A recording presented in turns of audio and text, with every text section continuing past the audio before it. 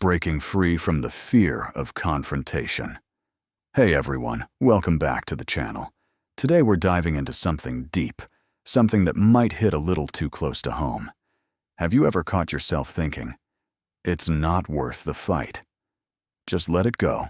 I'm above this"?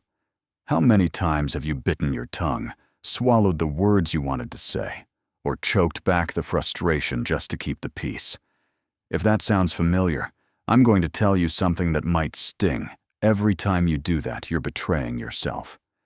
We live in a world that loves to praise keeping the peace. From the time we're kids, we're taught that staying quiet, avoiding conflict, and being polite is what makes you mature, what makes you good. But let's be real, that's a lie. Friedrich Nietzsche saw through this with crystal clear precision. He understood that this so-called virtue is often just fear in disguise. Fear of standing up for yourself.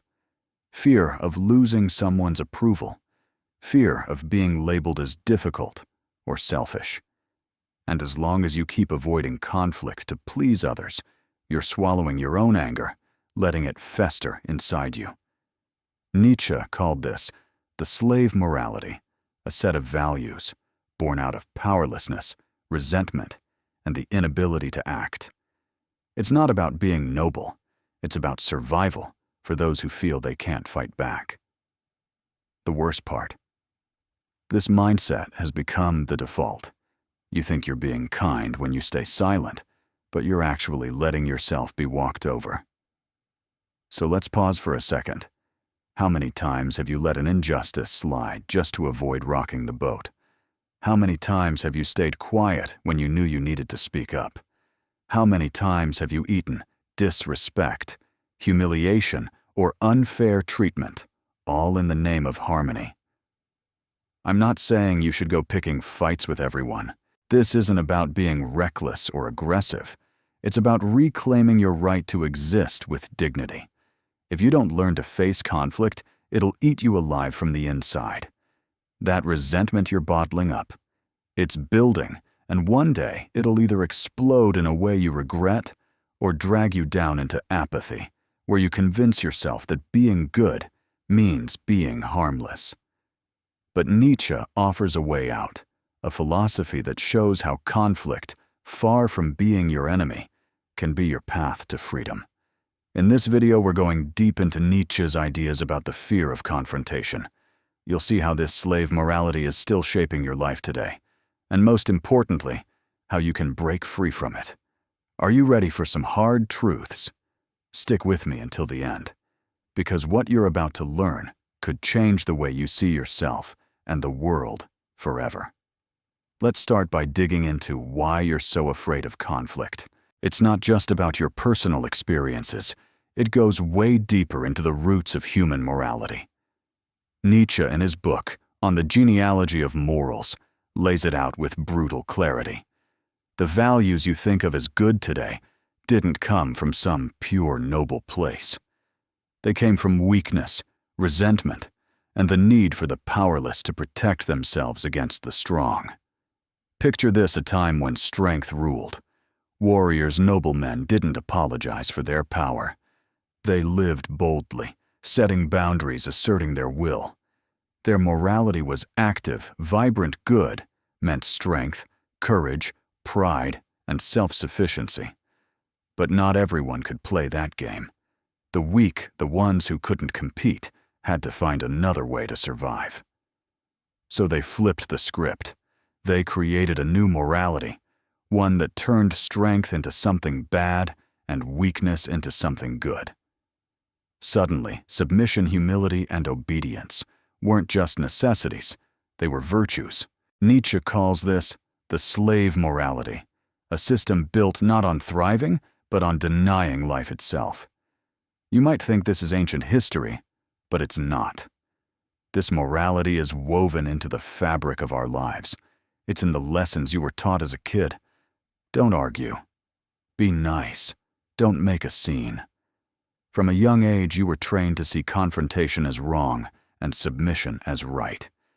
You were told that being good means being harmless. But here's the kicker: that's not who you are. You're not naturally weak or submissive.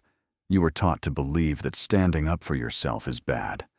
And every time you avoid conflict to keep the peace, you're letting that slave morality run your life. The result: a pattern that traps so many of us: fear of confrontation, fear of taking a stand, fear of owning your power.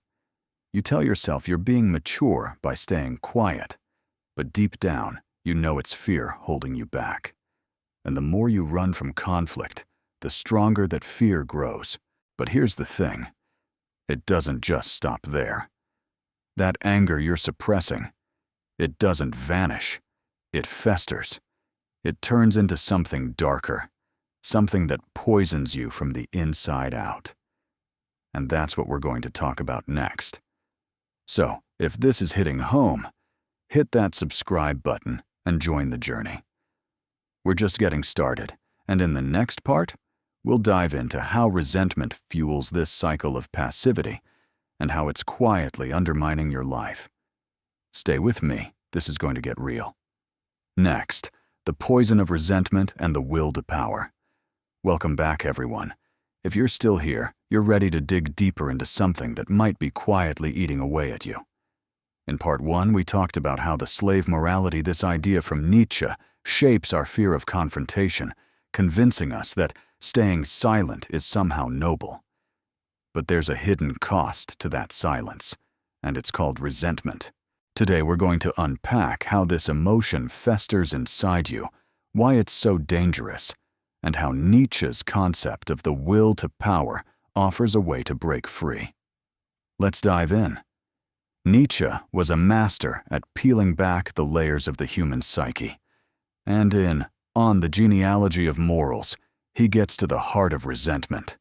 He describes it as what happens when your natural impulse to act, to stand up, to assert yourself, to claim your space, gets blocked. That energy, that drive, doesn't just disappear. It turns inward, and instead of becoming action, it becomes poison. Resentment is the anger you feel when you want to confront someone but don't. It's the frustration of watching someone cross your boundaries while you stay quiet. It's the bitterness that builds when you let disrespect slide because you're too scared of the consequences. Think about it. How many times have you walked away from a situation replaying in your head what you should have said? That moment when someone disrespects you, takes advantage of your kindness, or ignores your needs, and instead of speaking up, you swallow it. You tell yourself, I'm better than this. I'm above arguing. I'll let it go. But you're not letting it go. That anger is still there, simmering, growing. That's resentment. And Nietzsche warns us, it's not just a feeling, it's a trap. The more you avoid conflict, the more this poison builds and it starts to define you. You might even dress it up as virtue. I'm forgiving, you say. I'm the bigger person. But let's be honest, that's a story you tell yourself to avoid the truth. Behind that moral high ground is a fear of standing up, a fear of being seen as difficult, a fear of losing approval. And every time you choose silence over action, you're feeding this cycle. The more resentment you carry, the less courage you have to confront. The less you confront, the more resentment you build. It's a downward spiral that leaves you bitter, stuck, and feeling smaller than you are. You've probably felt it, that gnawing frustration when you let someone get away with treating you poorly. Maybe it's a coworker who takes credit for your work, a friend who always dismisses your feelings, or even a family member who crosses your boundaries. You stay quiet to keep the peace, but later you're fuming. That's resentment at work, and it's not just hurting your mood. It's eroding your sense of self. Nietzsche says the resentful person isn't just a victim, they're an accomplice in their own suffering. By refusing to confront, you're choosing to let that poison grow. But here's the good news: you're not doomed to stay in this cycle. Nietzsche didn't just point out the problem, he gave us a way out, and it's called the will to power. Now this is one of his most misunderstood ideas. People hear will to power and think it's about dominating others or being ruthless. That's not it. The will to power is about the fundamental drive of life to grow, to expand, to assert your existence without shame or guilt. It's the force that pushes a plant to break through the soil, a lion to claim its territory, a human to create overcome, and become more than they are. The slave morality tries to crush this will. It tells you to shrink, to conform, to avoid standing out. It says, don't be too bold, don't be too loud, don't cause trouble. But when you suppress your will to power, it doesn't vanish, it turns against you. That's where resentment comes from. It's your life force, trapped, twisted, and eating you from the inside. Reclaiming your will to power means reconnecting with that vital energy you've been taught to fear. It means saying, I have a right to exist, to take up space, to set boundaries. It's not about oppressing others, it's about refusing to be oppressed. So how do you start? First, recognize that avoiding conflict isn't a virtue. It's a habit you've been trained into, and it's one you can unlearn. Start small. Practice saying no. Set a boundary, even if it feels uncomfortable. Maybe it's telling a friend, you're not okay with them canceling plans last minute. Maybe it's speaking up when someone interrupts you. These small acts of courage build the muscle you need to face bigger conflicts. Second, stop romanticizing passivity. Being nice doesn't mean letting people walk all over you. True kindness comes from strength, not fear. Finally, embrace conflict as a tool, not a threat. Conflict, when handled with awareness, isn't about destruction, it's about creation. It's about carving out a space where you can exist authentically. Every time you stand up for yourself, you're affirming your will to power. You're saying, I'm here, and I matter. But this isn't a quick fix. It's a journey, a transformation that takes time and courage. And Nietzsche gave us a powerful way to understand this process through his idea of the three metamorphoses of the spirit: the camel, the lion, and the child. We'll dive into that in the next part, where you'll see how to move from carrying the weight of others' expectations to fighting for your freedom, and finally, to creating a life that's truly yours. If this is resonating, drop a comment below and let me know. Maybe share a moment when you felt that resentment bubbling up. And don't forget to hit subscribe so you don't miss part 3. It's going to be a game changer. See you there, and the end becoming who you are. Hey, welcome back to the final part of this journey. If you've made it this far, you're ready to face some big truths about what it means to live authentically. In part 2, we dove into Nietzsche's ideas about resentment and how reclaiming your will to power can break the cycle of passivity. Today we're going to explore how to transform yourself from someone weighed down by fear into someone who creates their own path. We'll look at Nietzsche's 3 metamorphoses of the spirit, and most importantly, his call to become who you are. Let's get into it. Nietzsche wasn't just about pointing out what's wrong with the way we live. He gave us a roadmap for breaking free. In his book, Thus Spoke Zarathustra, he describes the 3 metamorphoses of the spirit: the camel, the lion, and the child. This isn't just a fancy metaphor. It's a guide to liberation, a way to understand where you are and where you need to go. First, there's the camel. The camel is the spirit that carries heavy burdens. It's you when you're weighed down by society's rules, other people's expectations, and the slave morality we've been talking about. You're taught to be obedient, to stay quiet, to swallow your anger, to avoid conflict at all costs. The camel is strong. It can endure a lot. But that strength is wasted on submission. And here's the worst part. The camel takes pride in its suffering. It thinks carrying all that weight makes it virtuous. Sound familiar? Maybe you've spent years being the good person, always putting others first, always keeping the peace even when it hurts you. But the camel can't stay a camel forever. At some point, it starts to rebel. It's tired of the lies, tired of the weight. That's when it transforms into the lion. The lion is the spirit that learns to say no. No to the rules that hold you back. No to the slave morality. No to the roles that shrink you. The lion is the embodiment of the will to power.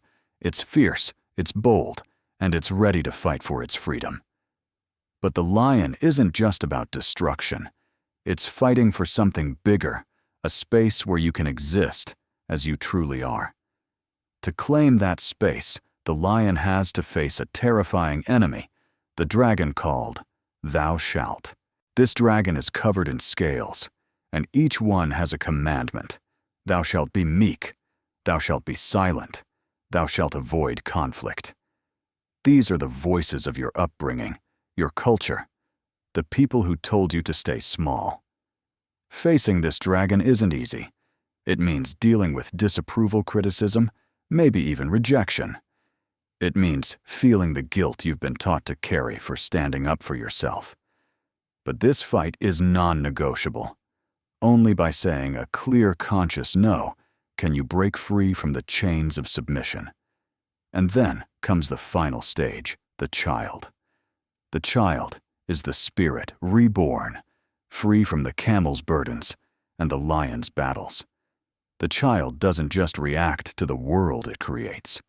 It builds new values, new ways of living. It's light, joyful, authentic. At this stage, conflict isn't a war anymore. It's a tool for self-expression. You don't fight to destroy others. You fight to affirm who you are. This is the rebirth Nietzsche wants for you, a life where you're not defined by fear or resentment, but by your own truth. But getting there means facing an even deeper question. Who are you really?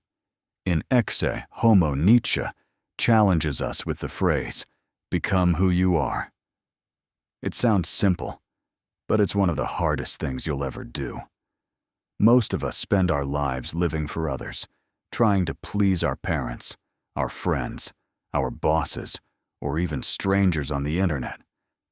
How many times have you said yes when you wanted to say no?